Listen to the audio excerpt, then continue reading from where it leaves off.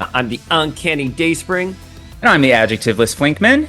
and praise White Phoenix. After what feels like such a long time, Exceptional X-Men has finally published.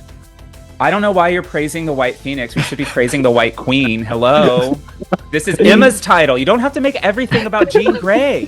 This book feels like it was announced, I don't know, like years ago. I feel there's been so much marketing for this. There's so many variant covers. And finally, at long last, it has been released. This is not to take away from Emma, although I do have lots of feels about Emma. In just this one panel she showed up in, Wow. I have so many feels. Wow. Of course you do. Of course you do. I am very particular about how Emma should be written. Yeah. I mean, as we all are. The thing is she, like, has such a distinct voice and personality these days that you have to get it just right. Otherwise, she's not going to read correctly. So I'm with you on that. And I agree. It does feel like this. It feels like these books are coming out so slowly. Like, I can't believe we don't have Storm #1 or Dazzler #1 yet. These books were announced like 6 months ago, I feel. So, like, give me the girlies. Give me the girlies. I'm ready for the girlies. I love the lead time because I get it. You have to market, you have to promote, you have to create hype. But we're already on like issue 3 of Jed MacKay's X-Men, and Exceptional X-Men. Again, I think there was, I don't know how to say this. I don't want to say buzz because I think there hasn't been a lot of buzz with it, but there's been a lot of awareness this title is coming. And it's like variant cover, variant cover, variant cover. And it's like, where is this book? I thought it was coming out in August. Like the line relaunched in July. And we're now in September when this book came out. Yeah, it's taken quite a while, and I can't even tell you how much modern age variant covers are the bane of my professional existence. There's just so many, and every single one has to have a separate entry in the system we use it where it's a lot. It's a lot. So if we could get Marvel to like cut down on the number of variant covers they do, I would in my professional life would appreciate that very, very much. You're like, can you stop shipping variant covers? Thanks. Like Virgin variant cover A and variant cover B and jscottcampbell.com variant A through Stop it. Z. How dare you call out a J. Scott like variant cover? Absolutely not. Sorry. We're not doing that here. Fine. We all love our cheesecake. It's delicious. Stop it. It is delicious cheesecake. But wait, so I think with like variant covers, there's this whole like sub philosophy about this is what's really keeping the comic book industry afloat, especially with like retailers. I don't know too much. I don't look at numbers anymore, but a lot of people speculate that because we have so many variant covers, it really helps with sales for issues and sales for comic book retailers. Yeah, I think it's certainly what's keeping foot traffic in comic book stores and online comic shops. You know, it's fine. Sure. Okay, well, in the opposite of taking a while to be released, something that's coming very quickly is Marvel Legends Crystal and Lockjaw. By the end of this month, like I had no idea, and I ordered her on Amazon, and it was like should arrive by September 30th. I'm like, wait, girl. Are you serious? Like what? But I have to say, for as long as we have been waiting for a Crystal figure, I'm glad that, once she's actually on pre-order, it's not going to take her long to get here. Hasbro has been so good with these turnaround times. I'm like quite impressed because I still don't have the Marvel Legends Phoenix. However, she is shipping and she is out there for people. And I think we talked about this years ago where it's like, they announce these figures. What is the time between them announced and them shipping from the warehouse? And now it looks like Hasbro's waiting till the very last minute. Yeah. The figures are already produced in the warehouse, ready to go. How are they keeping this a secret, though? I don't know. You'd think that somebody in the warehouse would or the factory would leak it out to the rabid fanboys. But I have no idea. But I appreciate it. Because in just a few years ago, in the height of the pandemic, things were ridiculously delayed. We had no clue when we were actually going to be getting anything. So I think Hasbro is smart to now be holding back until they know when things are going to ship, because I mean the same thing happened with the, X-Men Arcade Sentinels. They were just announced at the end of July, and I've already got a set, set up in my geek room. Fuck you. Fuck you. Fuck you. So many trigger words that you have just given me. One, things were delayed during the pandemic. Bitch, things are still delayed because of pirates in the Red Sea. So, like, I ordered a sofa and a table, and it took almost 9 months for them to arrive. A. So, stop this with, there's still delays. B, the Sentinel. Oh my God. I didn't, I was never able to order a Sentinel because it was sold out because people bought these like in waves. Limit five, limit five. Well, I that wish I'd limit gotten another five. set. No, it's fine. Limit five, though. Like, what? Everyone took that seriously. Everyone got five, and there was none left. No, and not to mention that Hasbro was having like technical difficulties. It took me like, if I hadn't been trying to pre-order them for 30 minutes, I wouldn't have gotten them, because it wouldn't let me migrate through the system. You messaged me when they went on sale, and I was at the John Barbados store at the Oculus in downtown Manhattan, and my reception was shitty, and I literally am trembling, screaming at Jeff because Jeff really wants them too, and Jeff is just like, okay, well, maybe just go outside, and I'm like, I'm trying to get out of here, and I'm like walking around like this, only to get it like the error page every time I was trying to get it. Yeah, I was so angry. It was the Hasbro website. It wasn't you, for a change. It wasn't you and your inability to operate technology or poor service in NYC. It was Hasbro shit the bed on that. So, well, I'm so happy you have like 4 of them then. listen, I got 2. I do have 4 Sentinels, but I only bought 2 sets. I didn't buy my max 5. Okay. But I digress. We are getting Crystal, and we're getting her by the end of the month, and I'm really excited about it. I did my usual bullshit where I ordered her multiple places, and we'll see who shows up first. We'll see if it actually shows up by the end of the month. But I have to tell you, the fact that we are getting a Crystal action figure, it makes me, and you'll appreciate this. Maybe one or two other people listening might appreciate this, mini toy box being one of them, but a Crystal action figure will always make me think of our AOL Marvel message board days.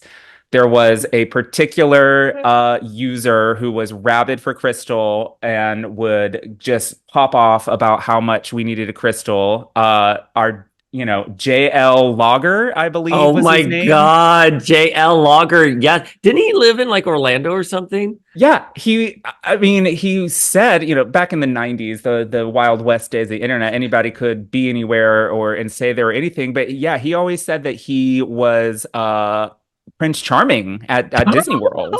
Stop it. I've heard that obviously throughout the years from Pedro, and Jeff was also big on the message boards. Yeah. I never had that conversation. Oh my, he must have been really hot then. I saw he sent me a picture once, and I mean, yeah, he was Prince Charming cute, but Prince Charming cute. Good God, that's hard to say. Prince but I'm Charming, like, cute. Yeah. Where is my Prince Charming? He's got his crystal now.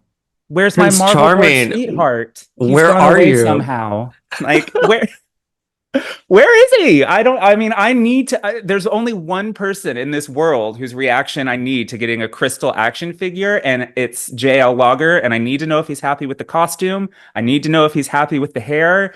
I personally would have gone for the, brown leather jacket over the black and white spandex of the 90s. But just the fact that we have Crystal, the fact that we have a Lockjaw who can be a good boy and sit, I'm very happy. Yeah, I'm trying to think. Can we reverse Google JL Logger? Like, is he still using his AOL email? Because Pedro still uses his AOL email. Are you doing that right now? I love that you're doing that right now. Nothing. Can I ask you a question? So I'm really excited for Crystal. Obviously, I like Crystal. I've always liked Crystal. With Ultimate Alliance 3, she was my character before we got the additional DLC. I loved her in Vision and Scarlet Witch Volume 2, where she has an affair, and everyone's like, oh, it's the pollution of Earth. That's why she's having affairs, clouding her judgment. And it was like, no, actually, Quicksilver's an asshole, and I need this orthodontist or accountant, whoever it was, like nobody. She's like, I just need to get my rocks off. So I love Crystal. But I do find it a little triggering to be on the Inhuman side of things, given everything that happened with the Fox Disney rights at the Yeah. time when the X-Men weren't with Disney and they were still with Fox, and Disney was trying to push the Inhumans as a replacement for the X-Men. I mean, I understand this is long dead history and it doesn't matter, but my goodness, I'm still like, now I have to go buy a Medusa figure and a Black Bolt. Although I think, by the way, the Medusa figure is still at my Walgreens here in Oh, I'm Jersey. sure. Yeah, she's peg warming somewhere around here as well. I listen. I first came to know Crystal as a member of the Avengers in the 90s and then associated her with the Fantastic Four, so I can separate her from her dickhead family. Like that's easy for me to do. And I mean I have a Black Bolt because I needed his bath part. I have a Karnak because I needed his bath part. And of Mm, course, I bought Medusa because I'm a slut for female action figures. yeah. So, I could make an Inhumans display if I wanted to, but let's be real, I'm just going to slide Crystal in with my Marvel ladies and call it a day. Like, I don't need Inhumans represented that much in my display. Like, no, I'm still very triggered by them as well. And what goes around comes around. Where the fuck are the Inhumans now?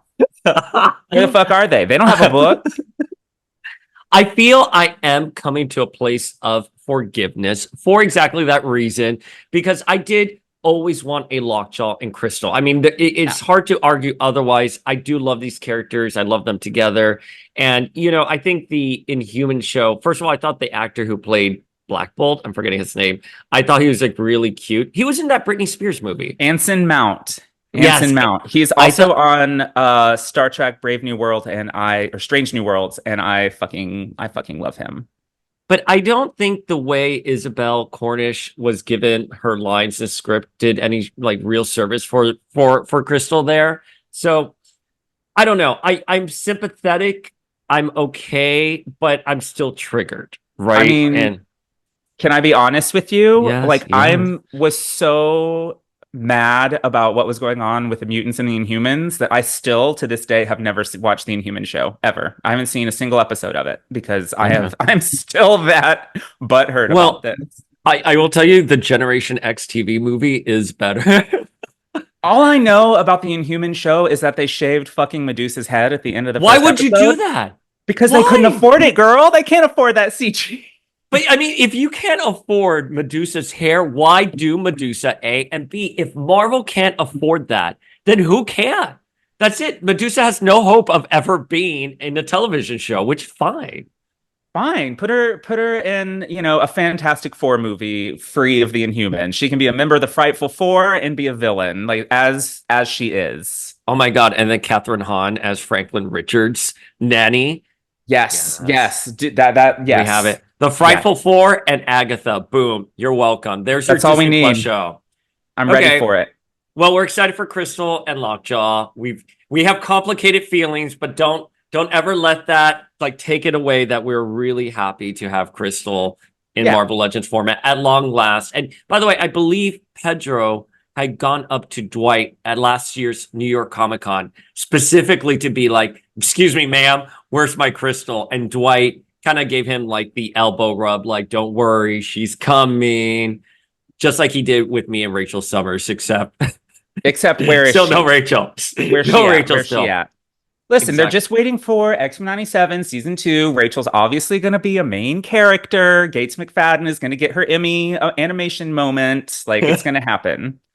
Can you imagine if there's a warehouse right now on this planet that has Rachel Summers and they're just waiting for Hasbro Con or PulseCon, excuse me, to announce her and then she's going to ship 3 weeks later? I'll fucking shit my pants. Okay, sorry to be crude, but I smell shitty panties. yeah, exactly. Oof, that brings back some memories. The less said about those memories, the better. Probably. If you know, you know. If you don't, we're not going to tell you. But do you know the person who does that is actually an X-Men podcaster right now? Yeah. I did not know that. Or maybe general comic. I haven't listened to the show, but I've run into their co-host. And I'm like, I want you guys on Power of X-Men specifically only to talk about that. Right, because we're not on the running the risk of getting canceled already.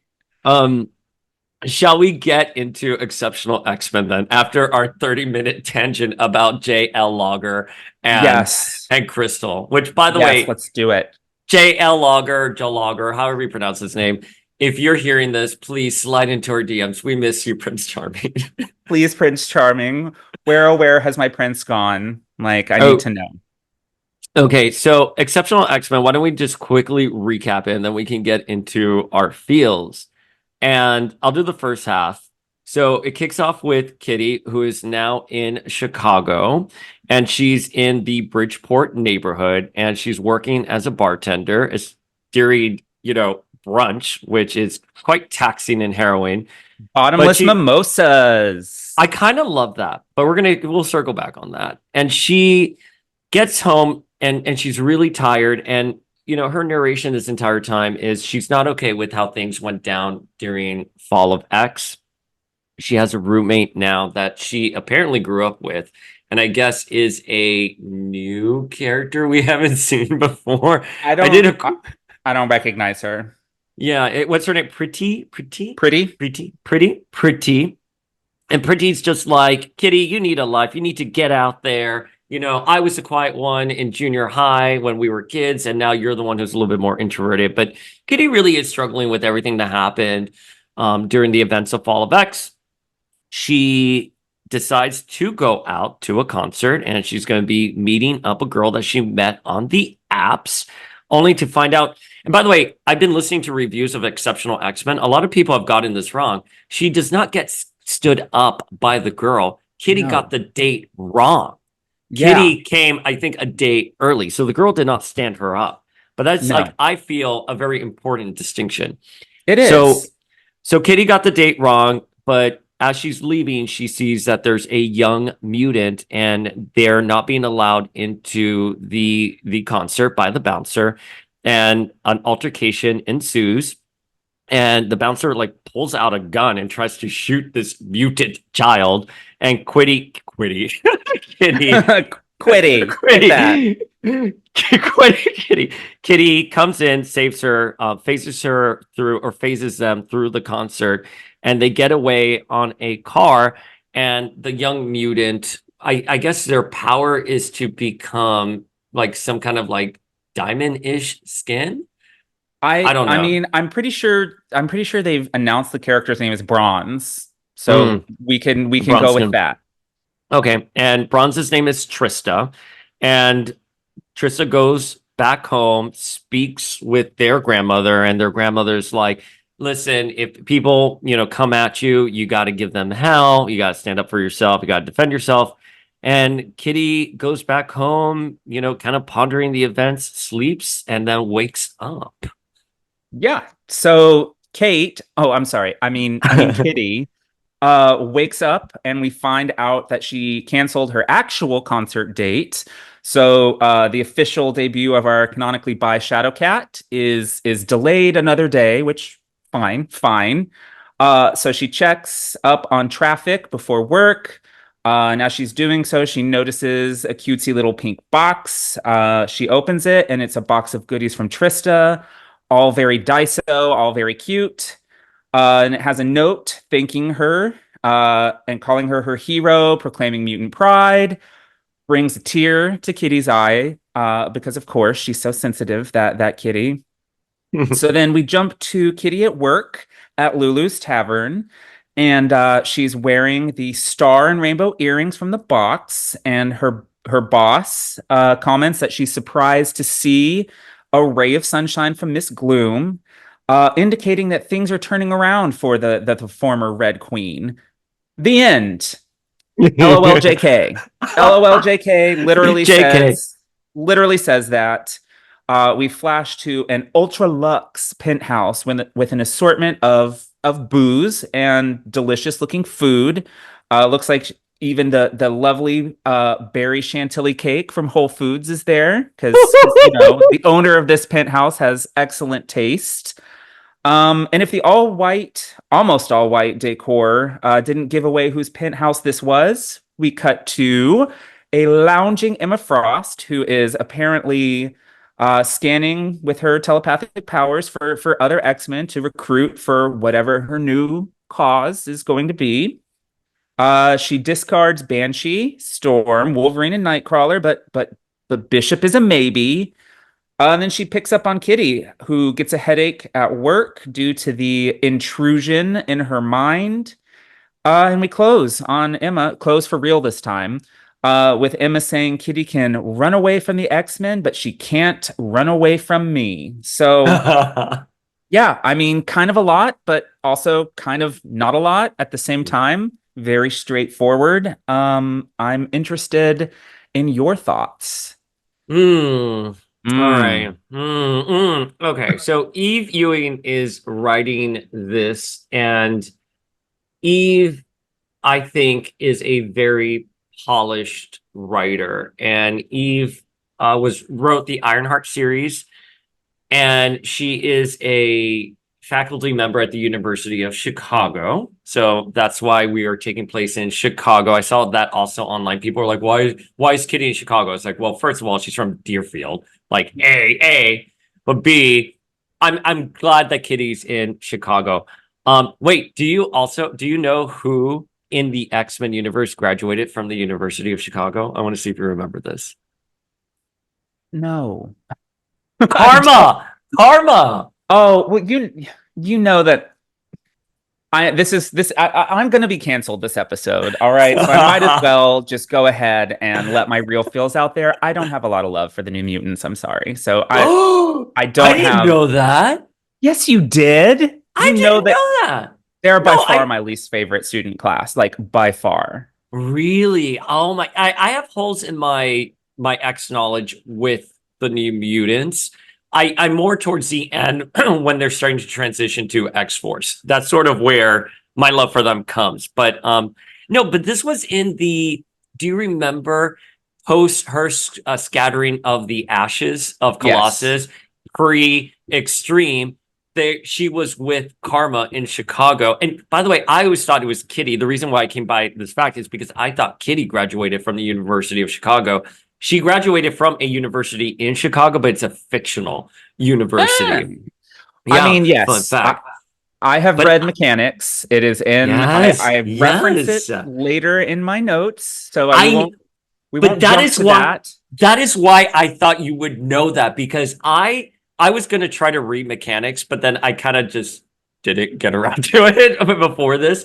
I did not read it while I was publishing, but I said to myself, I remember that bitch well like read it. I remember it so distinctly during our MySpace days that you were reading Yeah. mechanics. Yeah. Yeah. Okay. The less said about Okay. Mechanics, the Okay. better.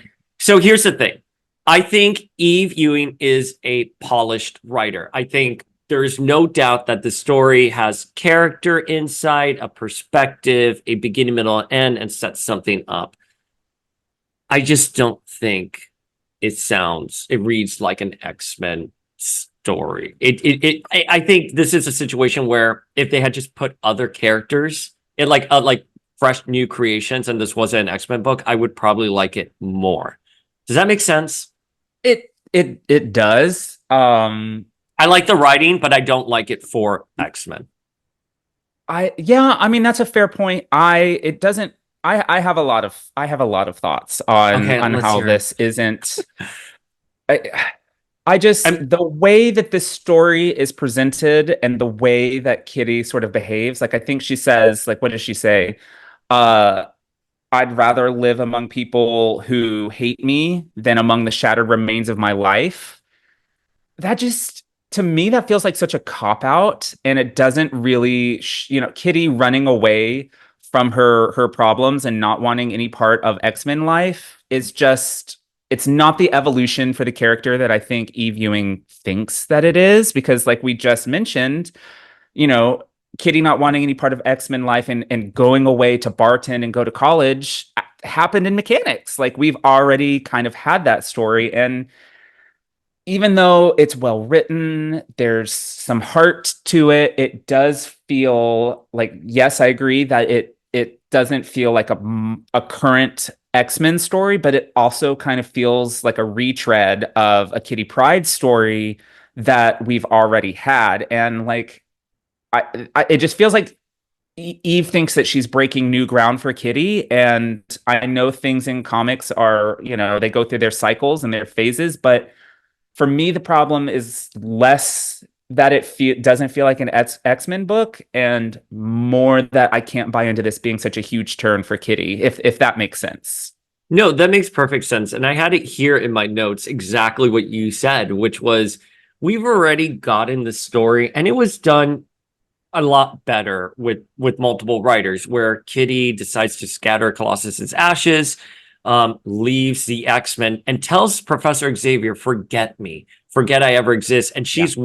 she is with a group of freshmen as they come in, they're like pizza rush. And she's looking at the news at all the anti-mutant, actions are going on. And she goes, just leave me alone, Professor. And Xavier then deletes all of Kitty's files. Yeah. He's like Sprite, Ariel, blah, blah, blah. And then we get mechanics, and then we get her returning to the X-Men. Oh, and she gets the video of her dad in Genosha. It's Yep. already been a story that has been so fully realized. Again, this is my thing with Kitty. I think they always try to reboot the character over and over again instead of Yes. trying to be respectful of where she has already been. Yeah. No, and I agree. And like, something I think that is unique kind of to this take is that she's kind of breaking the fourth wall a few times. She's kind of Yeah. looking directly into the camera and like speaking to the audience. And that doesn't work for me either. Because Kitty isn't Deadpool or She-Hulk. Like, Yeah. why is she breaking the fourth wall? I mean, it's little breaking. It's only maybe like two instances, but if that's the new ground we're gonna tread in this version of Kitty, is that she's gonna be a fourth wall breaking character, I don't want it, you know? It's like Sex in the City, the first two seasons when Carrie would look at the camera and talk to the audience. Like, no, don't. I'm very sensitive with that fourth wall violation. I don't even like second person narrations, like Yeah, books that will say, like, well, you, like, do not address me. I am spectating here. I don't right. like that fourth. And it works for Deadpool and She Hulk because that's part of their character. Yeah, It yeah, just doesn't work with characters like Kitty that they should be doing it. It just, I agree with you. And I agree it's minor, but I felt that. And I was just like, yeah. It took me out. I didn't I, no. I I didn't love it. It's not a trick that I think Shadow Kate needs to add to her repertoire. But I one thing, of course, that I do have to give Eve props for, is really confirming that Kitty is in fact bisexual. I mean, we've been knowing, it has been a pretty open secret for a few decades now. um, but it would have been actually even been nicer to, I don't know, see it on panel and not have her flake out on her date. And to be clear, I'm sure we're going to get that follow up, but like, how long are we going to have to wait for that to happen? How deep into this are we going to go? Is it just going to sort of be a Rachel and Betsy situation where, okay, they're bisexual and they're together now, that's all the explanation we need? Or is this going to be, to be clear, it doesn't need to be a huge plot point, but it would be nice to get at least some Richter Shatterstar levels of thought and care put into oh yeah, this character you've loved for 40 years is a member of the LGBTQ plus community. I agree. And because like we got when she was resurrected in Marauders, she kissed a tattoo artist, which I never Yes. liked that scene of her kissing the tattoo artist, like without consent. But it's been established that she is bisexual. I can't believe it's taken longer after that. And I get it. They had their plate, the mutants had their plate full during Fall of X. But I agree. I thought it was a little bit of a cop out. I wish we would have just seen Kitty on the date with the girl and some kind of introspection there, and then just like sort of moving on. Like it's one of those things where like you don't want to make it a plot point, but you do have to explore it from a narrative because this is supposed to be a story. This is storytelling. Yeah. So I want just a little bit more, and it's a really fine like rope to walk. I think Eve Ewing can do it, but my thing with this though is I wanted, I don't know, like I want a sentinel. I want like Trevor Fitzroy to come in and be like, Bronze, I know you from the future. Pulls out a gun and tries to shoot. Like, I really wish that like we could get more into the superhero genre because this really does feel like a slice of life story, which by the way, you have a line with so many books, so many superheroes happening. Like, of course, a slice of life book is okay, but I don't know. There was just something about the book that doesn't really speak X-Men to me. Well, and plus we already have an excellent slice of life book with NYX. Like that is, but still, after two issues, is still my favorite of the relaunch And line. I think we should rank the relaunch line after we get Storm, but like as of now, NYX is definitely number one. But I will say, like, I don't want to say it's not slice of life because I do think NYX does occupy that genre, but it's just like fun YA superhero. What I Yeah, really love about that. And I did not get fun out of this. no, No fun. And by the way, so it was the box that Kitty got from her roommate.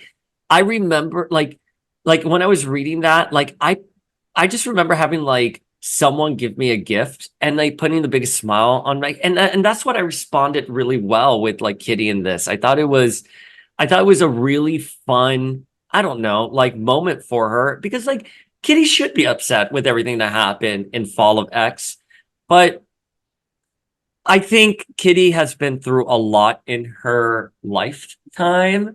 yeah, I don't definitely. I I would love to frame this in a larger. Here's the thing. I said this about Louise Simonson with the Jean Grey series, and we've said this before about another issue, which is you can tell when people know the character history, have been invested over the years, versus people who probably just read a Wikipedia page. And like, I don't know, I don't get the sense that perhaps Eve Ewing has been following Kitty since, the 90s. And Yeah. I know that's an impossible task for any writer, but I don't see love like for the history. Does this make sense? I feel like I'm ranting. No, it makes sense. It makes sense. I think it's the thing with Kitty is you said it earlier is everybody when they get their hands on her, they want to just reboot her back to sort of a version of the character that we've had before. There's this really crystallized version of Kitty Pryde that I think a lot of writers want to go back to. Joss Whedon certainly did so. And it's there's varying degrees of success with that, but the best Kitty Pryde stories to me are the ones that move her past that, like Excalibur moving her past her time with the X-Men, and then post Excalibur rejoining the X-Men sort of moved her past her time in Excalibur, and just ever since then things have been kind of stale for Kitty. And I would like to think that, Eve Ewing has a plan and that things are going to turn around. We're going to have our canonically bi Shadowcat. We're going to, see her dating women. We're going to see her, moving past the trauma of being Shadowcat with a K, K for Krakoa. Uh, I you know, hate I, Shadow Guy with a K.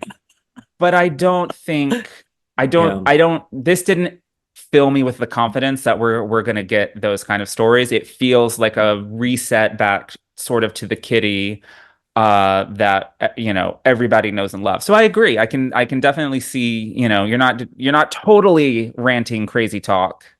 In like 15 years, Kitty has been a college graduate, a headmistress, a pirate, a Star Lord, a ninja, an apocalypse host, and now back to bartender in Chicago. It's a Yep. lot for the character, and I just want some consistency. And I think you bring up Excalibur. That's a perfect way. Move the character past that. And when I think of Kitty, if I had to epitomize like peak Kitty vibes, is when Ileana's dying and Jubilee answers the door and Kitty's right there. And you Yeah. notice not only from a writing perspective, but a visual perspective that Kitty was once the junior member and is now a senior member. And she towers over someone like Jubilee. And I think that is where the character becomes fully realized. But yeah, listen, let's see where this goes. But the most important question, though, is Kate versus Kitty. How do you feel about this? Listen, I was glad to see at first that we seem to be keeping Kate because that is an actual evolution for the character. Like I feel like Marauders and the Krakoan era was actually a decent evolution for Kitty. So I liked her being called Kate. So I don't. I mean, I'm not. Yeah, the name Kitty Pryde is such an important part of X-Men IP. I get it. I get why you would want to call the character that, but it just sort of cements that this is a regression back to a version of the character that we've seen before. When you and I were going through our breakup, I spoke with Jordan D. White and specifically asked about Kate, versus Kitty. And because it felt like such a turning point for the character, as you said, because there was really good character development for her. Yeah. And is Kate the new name? Is that a rebranding, not only among fans, but for the IP? And he kind of like dismissed it. It's like, no, no, that's just like when you're with your family and they keep calling you your nickname that you had growing up. And you're like, no, I'm an adult now. And it wasn't meant to be something more. And I was like, but it was written as to be Yeah. something more. I mean, there's nothing more iconic in Marauders than Emma bitch slapping Shaw and saying, call her Kate. Yeah. Like, that is like, if you want to go all meta, it's like telling the reader, call her Kate. You know what I mean? Like, and that's fine. I'm here for it. If we want to call her Kate, but again, here now it's just such a jarring like swing back to Kitty. So I'm personally not invested in it either way, but just can we be consistent? That's Right. just so what I land with it. But listen, I love Kitty. I like seeing her fully out there being introspective, but I want Kitty to be the Kitty Shadowcat that we've known. And I hope we can get back to that soon. And she owes Firestar another apology. I'm just gonna say that. Like I'm sure you're referencing some shit that I have no idea because I didn't read Shadowcat with a K. she went after Firestar because Jean implanted Yeah. memories that Firestar was an agent of Orcus but wasn't, and you would have thought that Emma and Shadowcat with a K would have been strategic enough to know that there was something going on, but no, it was earnestly written that she was coming after Firestar, and Firestar had to be like, oh my god, I'm so sorry, Kitty, let me tell you everything, and just like this whole thing. And it's like, Kitty, like, come on, or Kate, Shadowcat with a K, come on. Yeah. Anyways, Yeah. No. I need the character to be. I need.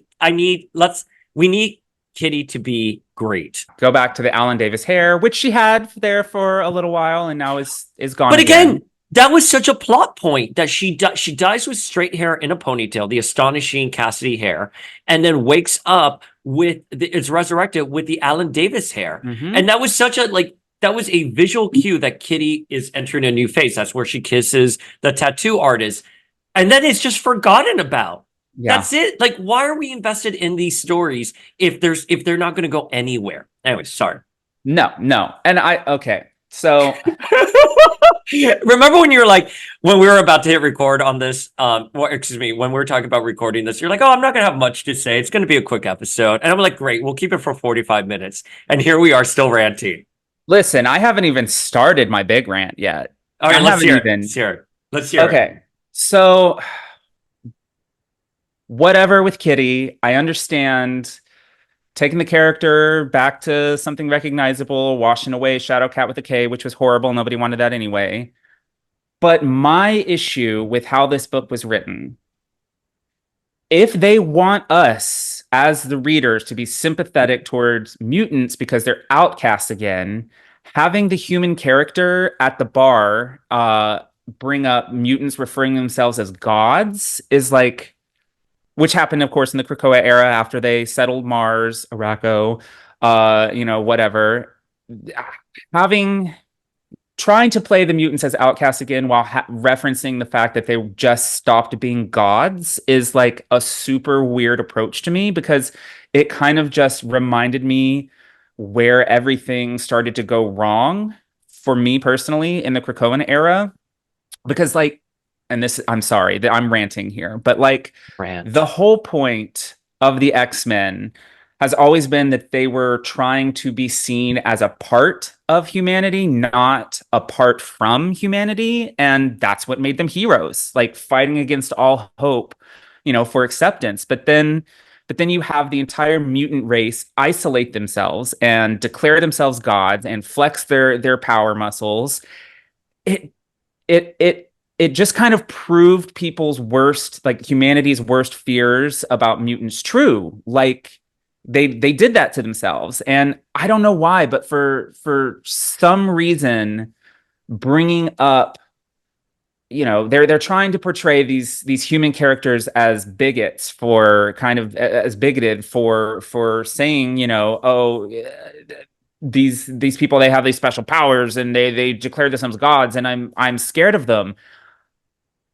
They're kind of justified in feeling that way a little bit. And I'm not saying like the bigotry is justified, because bigotry is never justified, but like at the very least, you can understand why someone would feel that way about mutants at this point. So I'm struggling more in this book than with the other books about mutants suddenly being the downtrodden outcasts and why does humanity hate us? And I'm like, this guy just said why. This random human with a bad beard at Lulu's Tavern, literally just laid out why it logically laid out why humans would not be thrilled with mutants right now.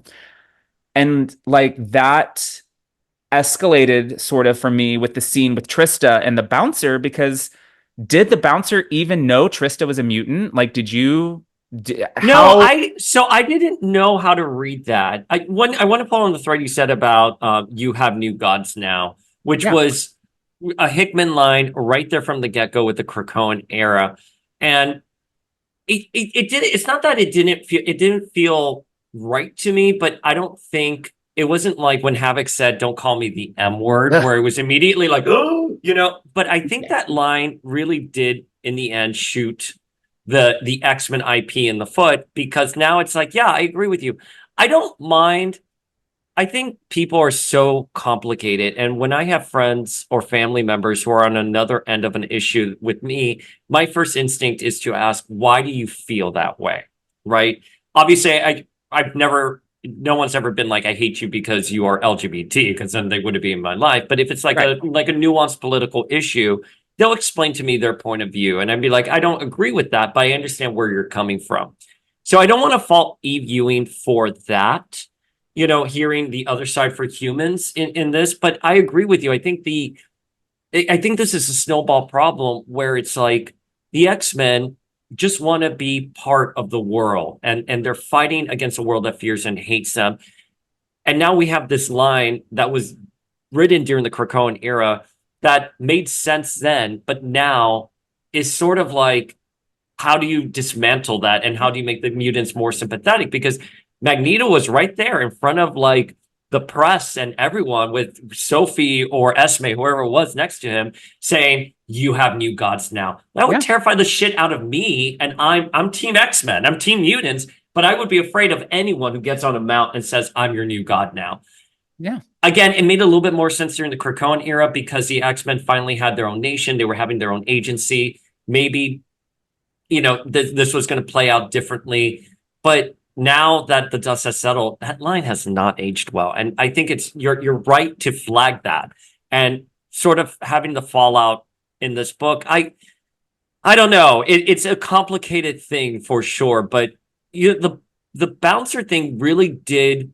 I didn't know what to take away from the encounter with the bouncer with Bronze, because I was like, are they not allowing them in because they're LGBT, because they're of a certain race? Are they mutants? I didn't quite understand that. I also thought like the real assholes in the scene were Bronze's friends, who were like, LOL, opening Peace. act, peace. And if this is going to be an allegory for the real world, and because this stuff does happen in the real world, why aren't people whipping out their phones to record the bouncer attacking this teenager trying to get into a concert? And the teenager is not dressed any differently than any of the Right. other teenagers there. Like they're all wearing these very elaborate fashion statements. Like I think it seems in today's world, I don't think a concert venue with that kind of audience would just be so, it wouldn't be surprising to see a teenager like that when everyone's like that. So I don't know what it was. Was it skin color? Was it because they were mutant? Was it because of a gender identity? Why I needed to know. Yeah, and like the thing is when he rejects her, she isn't visibly, displaying any sort of mutant power. So like Mhm. I don't know. Is he not allowing her in because she's a mutant, which I don't know. if if he didn't know she was a mutant, it makes the whole thing, it makes her reaction so much worse. Uh, you know, if he did know, they really should have made that more clear. But if he didn't know she was a mutant, it again just sort of proves people's fears about mutants true, because entry to any concert or event or museum or whatever is at the discretion of those in charge. Like that wasn't a flex on his part. It was facts. So like, of course he shouldn't have shoved a teenager. Not justifying that at all, not justifying him pulling a gun on her, but if he didn't know she was a mutant, which is very ambiguous, then Trista is the one that escalated the entire situation. And again, it just makes me think, oh, it makes total sense why humans are wary of mutants, which is the wrong, that is not the perspective that you want X-Men fans to have. Our perspective should always be quit being meanies to the mutants. And in this book, I'm kind of like, I But get why people hate them, you know? do you think maybe that's Eve's like writing approach to show both sides? Is she I both don't know. siding the situation? I Both don't siding. know. I don't know. Listen, I always love seeing deeper things in text. I did pick up on the, the line at the bar with like, we're your new gods now. I was like, okay. But with Bronze at the concert, I was confused by that. Some of the reviews I've seen out there have mentioned that Bronze is could be autistic.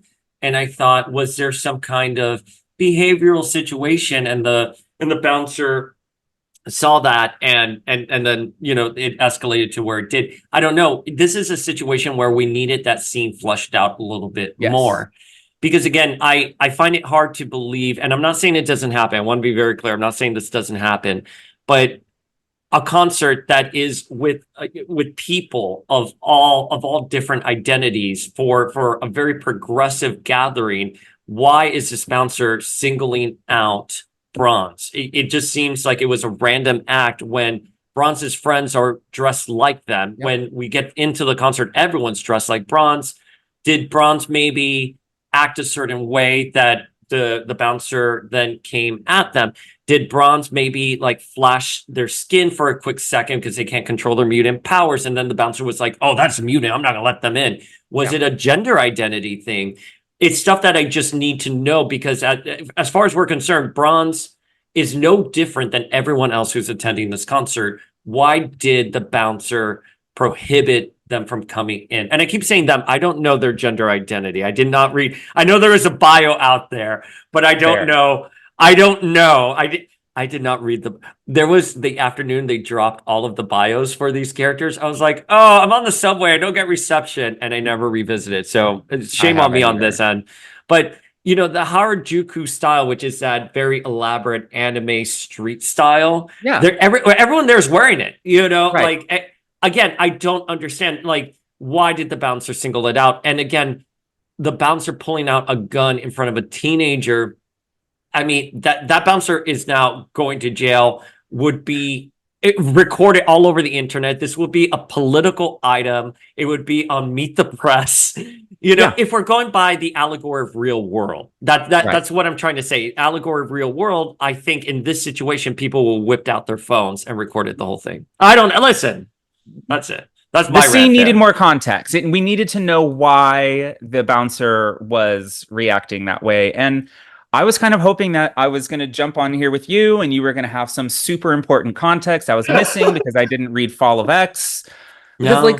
like obviously Orcus is fucked up and like no one should root for them. But like to the average human on the street, again, yeah, it makes sense why they're scared of mutants and not too upset about seeing them humbled and lose their homeland. Like it makes total sense. So like maybe Eve Ewing is both sidesing it. That's fine, but like no, it's actually not fine. I'm going to take that back. Rewind. It is not fine because again, the perspective you want X-Men fans to have is don't hate on our crew, you know? And presenting this story in a way where I'm like, oh, I see the human side of it a bit more than I see the mutant side of it. That's just wrong to me. It doesn't. It feels a little icky. What felt icky to me the most in this issue I was know. Emma Grace Frost in her bed, literally saying, Banshee, boring. And I was like, it was one of those things where it's like, huh? And I went on X and I saw that someone was like, oh no, don't overread something like this. And I didn't partake in the conversation, I'm just spectating. And I was like, I don't know. It was deliberate that they put Banshee in there because how could you ever not associate Banshee and Emma because of Generation X?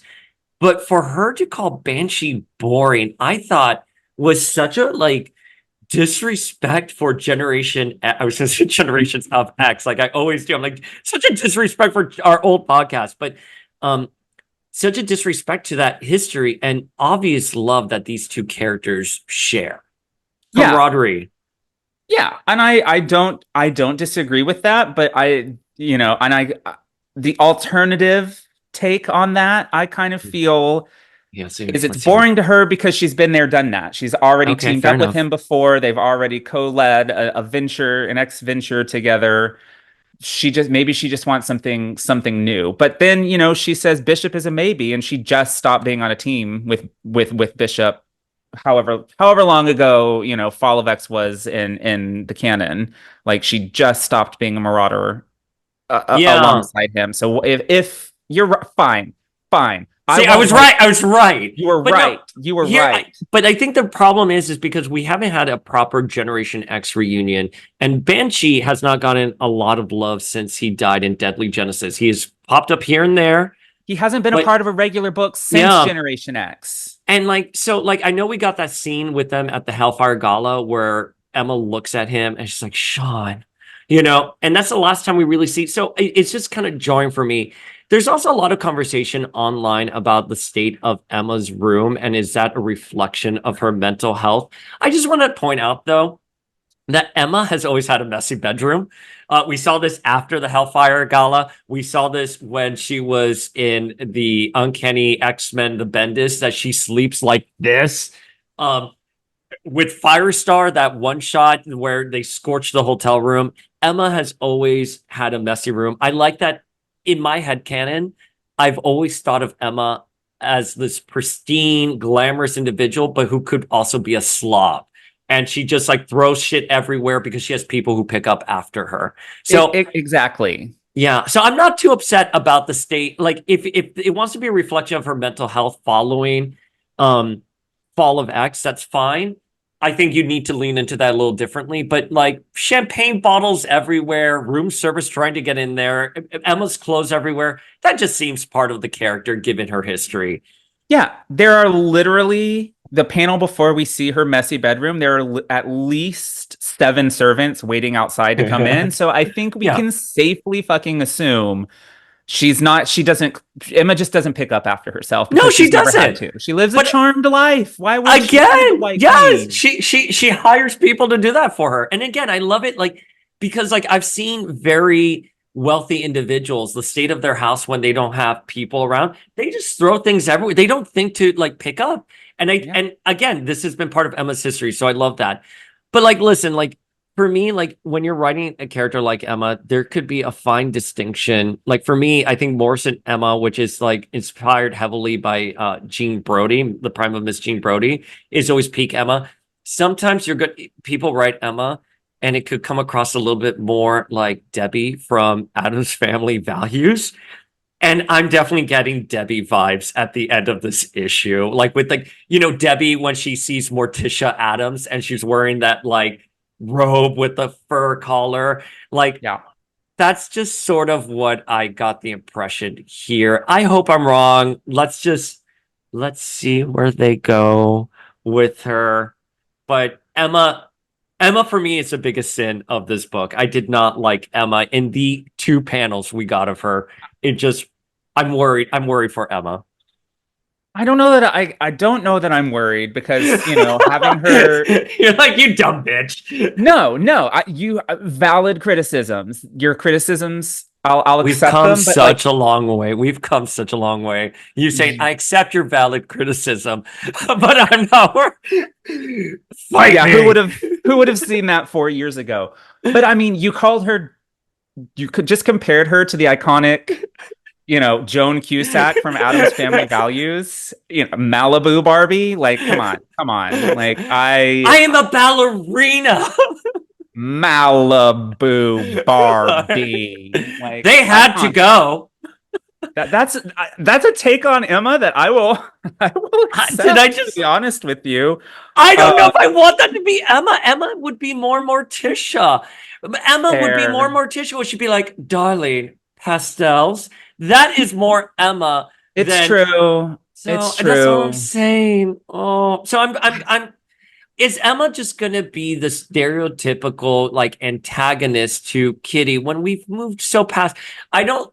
I've had so many issues with Jerry Duggan. I still don't know his name. And I saw him at the Deadpool premiere and I'm like, Dugan or whatever I said, and it was clearly wrong. But I think something he got right was the relationship between Emma and Kitty Definitely. evolving past being antagonistic towards each other. Yeah. They had a mutual respect for each other, and I agree with you. I hope that is something that carries forward. And I hope she calls her Kate. God damn it. Or Catherine. I'm okay. I think Emma would call her Yes. Catherine. Little Does she call her Catherine Catherine? Pride. Our little publicity stunt, the non-threatening Shadow Cat, or Ariel, or Spark, or whatever incredibly unimpressive name you're going by. These like that is That the Emma we energy. need. We need that Emma Yes. energy, not fucking Emma eating macaroons and caviar. Like I just always see like. For me, it's such a cop out when you show a character that's supposed to be wealthy eating something like caviar in a situation that wouldn't normally demand caviar. It just seems a little too low hanging fruit. Like Emma has grace, pun intended, style. Like Emma being in a messy bedroom, like telepathically reaching out to Kate tracks, but like, I don't know. The writing wasn't there, and I don't know. And you know what? Also, I don't know if I like the art as much. I don't know if we talked about the art. We haven't. And my one thing that I was going to say is, although we're dissecting the hell out of these plots, I have nothing but nice things to say about Carmen Carneto's art. I think it's gorgeous. I think it's expressive.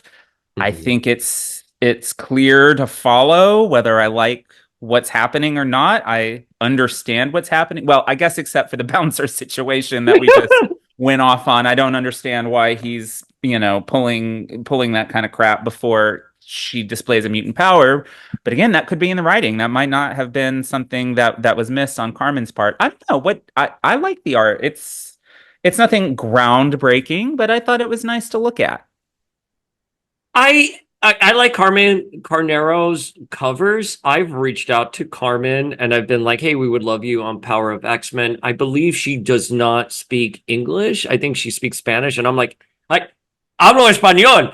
Like, let's do this. But I don't think she wanted to do an interview. I think the problem would probably be Nolan Woodard's art as sort of a pair here. I just don't there's something about it that I didn't like the opening shot with Kitty at Bottomless Mimosas and her hair, like her ponytail, like you can see a lot of like the brushes in it. I don't like that. And that was a criticism I had with the Charmed comic book as well. Like you can see sort of that it's a style, of course, but you can sort of see the penciling and stuff. It didn't land well for me. I agree though with you. The storytelling aspect of the art is good. This is for me cosmetic. I want to be clear, cosmetic. And even though I don't like how Emma looks at the end, there's something about Emma, the way she looks there, very different than like let's say Cassidy or Quietly and other artists have done her. I acknowledge it's a perspective and it's there. It's just something like Emma's skin looks a little bit more pink and she has like Yes. and it's clear that she has bleached hair and we've seen those girls in real life. I get it. It is a choice. I don't like the choice for Emma. Emma for me will be more sleepy Boston blonde and pale skinned. You know, that's just my perspective on Emma. I So agree. She should be a little paler. She shouldn't look like she's slightly sunburned. I if I do have to complain about Emma, sorry. which I do, it's this outfit. Her suit, she didn't wear it this issue, but her new costume, I think, is so ugly. I think it's just I and it's strange to me because it was designed by a woman with a female, writer. Okay, again, I didn't research their gender identities, so I apologize in advance if they're non-binary and I got that wrong. But I hate, I It's hate ugly. this It's so outfit. It ugly. is Why didn't they use the Fortnite costume? The Fortnite it's costume. fucking granny panties with these pointy ass like high boots, which of course she should be wearing thigh high boots, but these are like hip bone high boots that protrude out and like the Mm, mm. ribbons hanging down over the panties. Like it's not good. It's not good at all. I hope it gets changed. You know, Marauders had the philosophy that Emma had a different costume or look for every panel, every new scene. I think that works for the character. I know it demands a lot of the artist, but I agree with you. I don't like the costume at all. I think they have some ugly ass costumes here, but hot take. I also don't like a lot of the other costumes we've seen in From the No. Ashes. I don't Yeah. like the Phoenix costume. I've talked about that. Oh, I I do can't. like the Phoenix costume. Oh God, of course you do. Anyways, Of we're course done I do. now. Like that's it. That's it. But I agree with you. So the thing with the book, I'll read it when it's on Marvel Unlimited, but I don't know if I'm gonna continue forward until until I see where things shape up. But Yeah, it's not bad. It's definitely up there. And I want to be very clear because I think there's a difference between personal preference and versus objectivity. I think if you like this book, I understand why you like this book. yeah. I definitely understand it, but I think there's some things that are a little the bouncer scene being the big one. But I also think like again, I think it would have been better if she was, or excuse me, if Bronze was in line trying to get in and a Sentinel tried to attack and they foiled the Sentinel, and then the bouncer's like, we're not letting mutants in. Yeah. You know what I mean? Like flesh out that scene a little bit more, and I could be like, Yes. oh, okay, like that's wrong. Like Bronze just saved the day, and now they don't get entry because of the bouncer saying you're a mutant. I think the scene just fundamentally doesn't work. And or Trevor Fitzroy. I don't know why I'm obsessed with Trevor Fitzroy. Come. Because I meant to say this earlier. That is exactly the villain I want to see in this book because Emma has never had a chance to turn Diamond and beat the shit out of Trevor Fitzroy for killing the Hellions. Like he put Yes. her in a coma, he killed her students, and they've never been on Yes. panel together since. And I think if Trevor Fitzroy shows up in this book and gets his ass handed to him by Emma Frost, all is forgiven. I love this book. But that's this is key here because Emma and Kitty, following Fall of X, now want to reassemble the X-Men, and by doing so, they had to bring in new mutants. And what better dramatic plot point than having the one who murdered her students come and try to foil them? Now that writes itself in terms of drama. So It yes, does. It does. that is why I meant subconsciously I've been thinking of Trevor Fitzroy. Yes, because it makes perfect sense. But circling, my final sort of thought on this is circling back to this concept of these new mutants. And I said it in our Uncanny review. I'm going to say it again now. I just cannot get excited at this point in my life and my fandom for any newly created mutants. Not when we have perfectly great student characters like Pixie and Dust and Mercury and Bling and Gentle and all these other characters out there who haven't been getting regularly used for like 15 years. And I mean, I just I have my favorites. I have the characters I like. I have the characters that have, been underserved their entire existence, like half the people I just mentioned. And I love, one of the things I love about NYX is that it's doing it right by featuring the young mutants that we already know. This new mutants emerging in every new title of this relaunch routine it's just not doing it for me. I don't know if it was, I mean, clearly it had to be a mandate that every title got new mutants at this point, right? Because Agreed. otherwise, Marvel is just letting every writer do the same thing and introduce 3 or 4 new mutants to round out a cast of established characters. I'm just not into it. And if that's all that this relaunch has to offer, I'm with you. Like I'm not, I mean, we know I'm not going to pay money for, I haven't paid money for a comic book in 4 years. So I'm not going to start again, now. There's just nothing. There's nothing in this relaunch that really excites me outside of NYX. Like that's just what it is.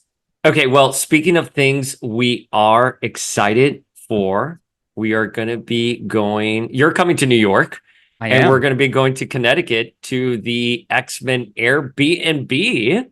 We're not going to Connecticut, girl. It's Wait, it's not in in New Connecticut? York. I thought it was in Connecticut. No, it's hold on. Oh my God, I really thought it was in Connecticut. Holy shit. No, we are I would have not. bought it. I would have gotten tickets on the Metro North to somewhere that was not this place. I'm gonna have to confirm the location with you. We are going to Newcastle, New York. All right, Newcastle, New York. Woo, wherever the hell that is. So I'm excited for that. It's about 2 weeks away, Yeah. and you're gonna be here. Cannot wait. And we're also, so I told you this on DMs. I was laughing hysterically last night because we do have Jeff Loeb confirmed. I hate saying when we have a person coming on and we haven't recorded the episode yet because then inevitably something happens.